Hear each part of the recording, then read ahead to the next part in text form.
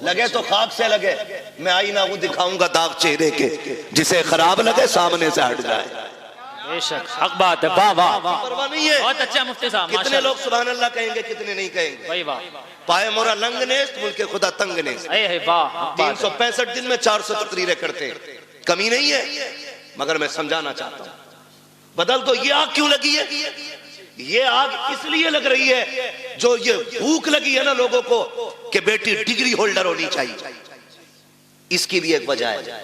क्योंकि जब हम रिश्ता देखने गए ना, तो अगर किसी गरीब ने कहा मेरी बेटी ने कुरान पढ़ रखा है, तो बेगैरत सामने से कह रहा बस कुरान, बस कुरान, तूने इसे बस समझा है, ये सब है। बेशक हक बात, जिसे बस कह रहा है ये सब है जी, हक बात, बहुत अच्छा। बस कुरान नहीं जमे। हमारे बेटे ने कहा पढ़ी लिखी होनी चाहिए, तू किसे पढ़ा लिखा कहता है? जाओ चैलेंज करता हूं, अगर दुनियावी तालीम से मुआशरे सुधरते ना, तो फिर अबू जहल गुमराह नहीं रहता। दुनियावी तालीम उसके पास थी, दीन नहीं था। मुआशरे जो सुधरते वो इस्लामी तालीम से सुधरते। लगता है किसी को बुरी लगती हो, लगे बर्दाश्त कर लो, दवा जितनी ज्यादा कड़वी होती फायदा उतना ज्यादा करती है। जी जी हक बात। और जो कड़वी दवा बर्दाश्त नहीं कर सकता, फिर उसका इलाज गोलियों से नहीं, उसका इलाज ऑपरेशन से होता है। इसलिए कड़वी दवा बर्दाश्त और खाने के आदी बनो। ये जो आग लगी ना नया रिश्ता करने के लिए, क्या पढ़ा है? बेटी हमारी मिलाद पढ़ी हुई है। एक लेवल था उर्दू का, बच्ची मिलाद पढ़ लेती थी, कुरान पढ़ लेती थी, तो हमारे असलाफ कहते थे बहुत पढ़ गई। आजकल बस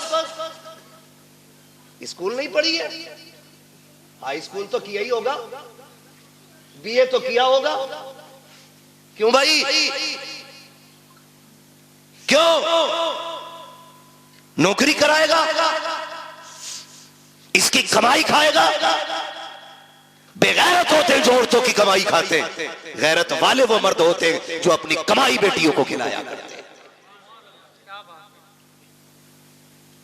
ये मिजाज बन गए हमारे क्या? नहीं नहीं, हमारा लड़का कहता बीए पास होनी चाहिए, खुदा की कसम बीए पास ना ढूंढ। आग लग गई है मुआशरे को।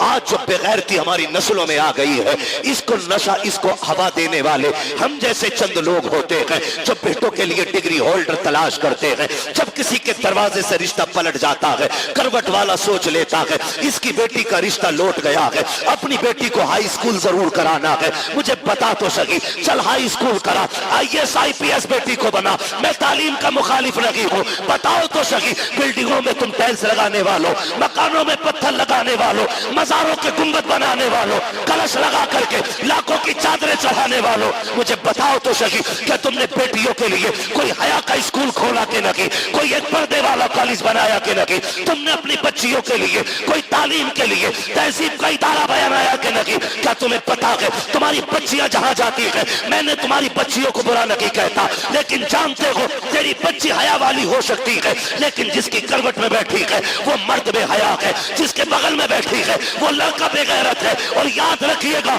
माहौल को देख करके लोगों के रंग बदल जाया करते हैं। मैं आपसे कहना चाहता हूँ, चंद दिन की रौनक के लिए, तुमने जरा से नामो नमूद के लिए, कुछ दिन के बाद खबर आती है फला की बेटी भाग गई है, उसने बाप के मुंह पे काली पोत दिया है। खुदा की कसम खा के कहता हूँ, लाख डिग्रियां ले आओ, कोई इज्जत जो भागने से पहले थी वो भागने के बाद तेरे घर में आ नहीं सकती। बेशक बेशक। नारे तकबीर, नारे रिसालत, उलमाए अहले सुन्नत, मसलके आला हजरत फैजानी गौसे आजम मुफ्ती हम्माद साहिब किबला, नारे तकबीर, नारे रिसालत।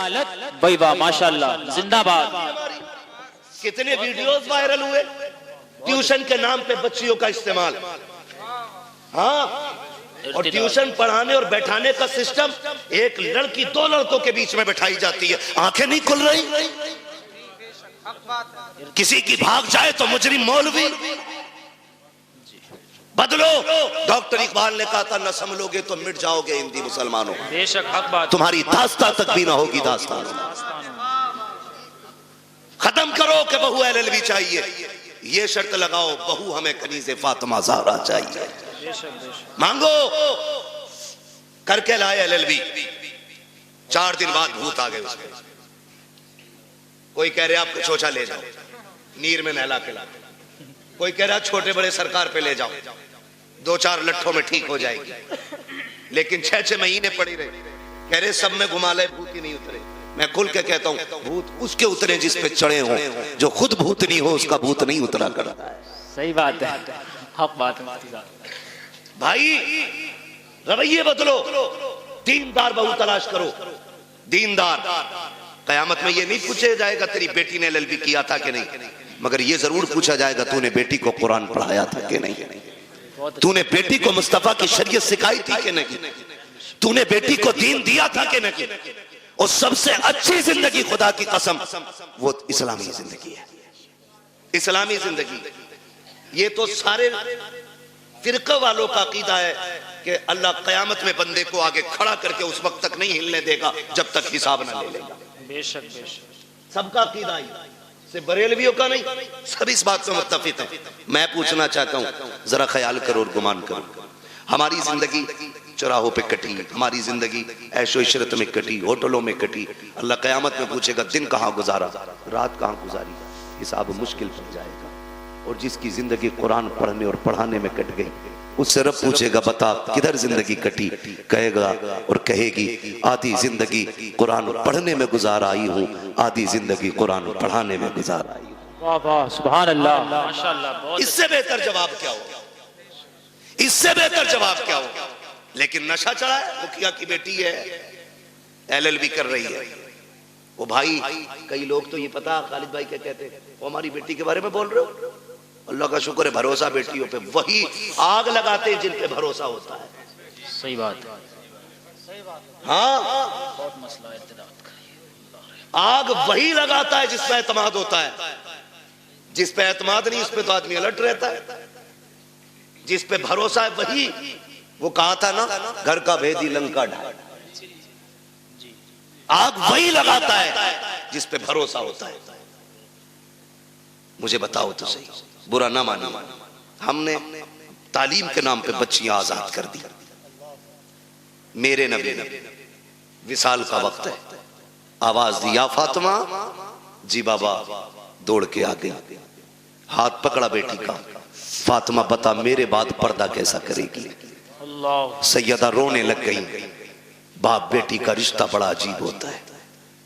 खातूने जन्नत, हुजूर के जिगर का टुकड़ा, वो जिसे मेरा नबी सबसे ज्यादा प्यार करे, जिसने सबसे ज्यादा हुजूर के साथ वक्त गुजारा, वो बेटी।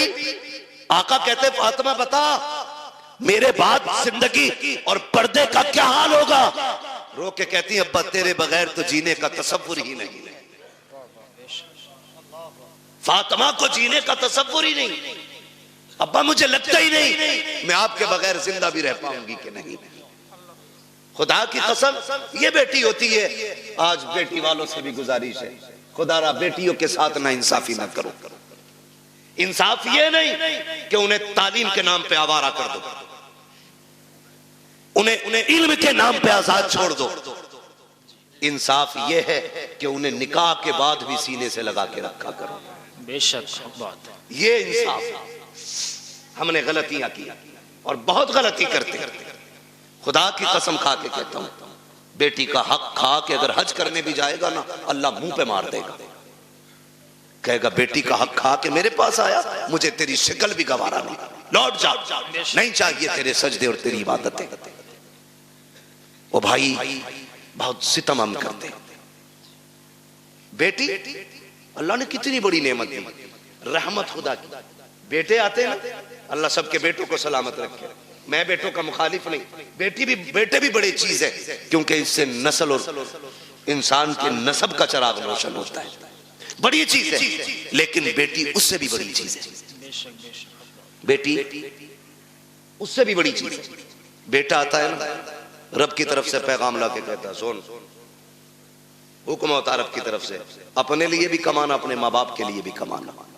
और जब बेटी आती है तो आके कहती है अब्बा अकेली नहीं आई हूँ, साथ में रब का सलाम भी लेके आई है, सुभान अल्लाह, और एक खुशखबरी लेके आई है। रब ने सलाम भी भेजा है और ये पैगाम भेजा है। उसने कहा है जा, मैं तेरी रोजी का भी इंतजाम करूंगा, तेरे सदके में तेरे माँ बाप की रोजी का भी इंतजाम करूंगा। वाह वाह, जिंदाबाद जिंदाबाद, माशाअल्लाह।